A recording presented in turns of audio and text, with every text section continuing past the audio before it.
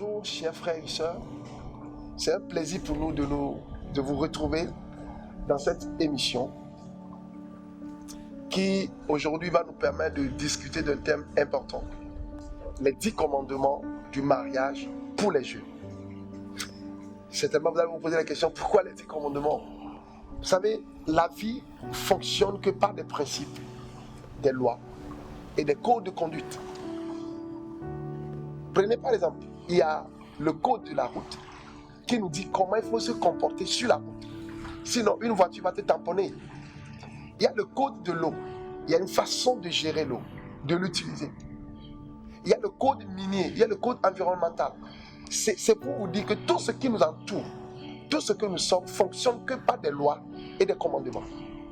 Donc, les lois, les principes, les codes, les lignes de conduite peuvent être regroupés sous le vocable de commandement.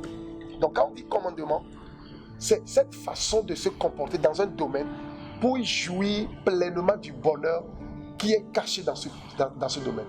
Exemple, quand vous prenez une voiture à essence et que vous y mettez du gasoil, ça ne marchera pas. Vous devez mettre de l'essence. Ça, c'est le code de la voiture. Quand le fabricant dit essence, vous devez mettre de l'essence. De la même manière, tout ce qui nous entoure fonctionne selon des principes.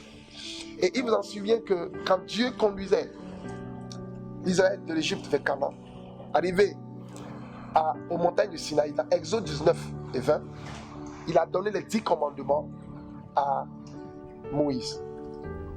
C'est pour leur dire, je vais vous donner une terre, mais sur cette terre, pour que vous puissiez jouir du bonheur sur cette terre, vous devez respecter certains principes.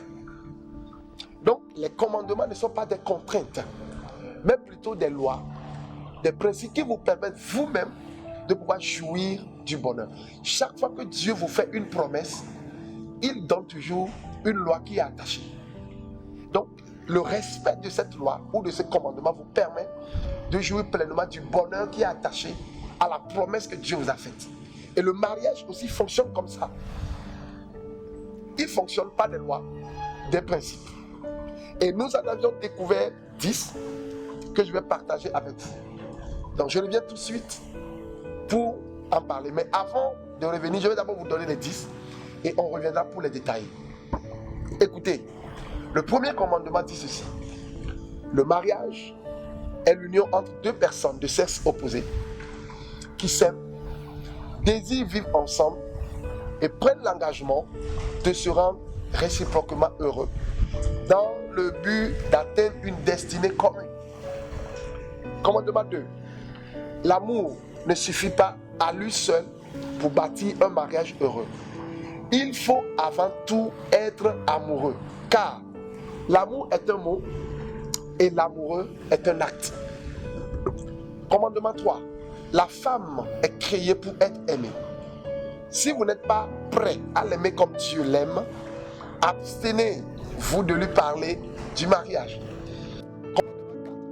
L'homme est créé pour être honoré et aidé.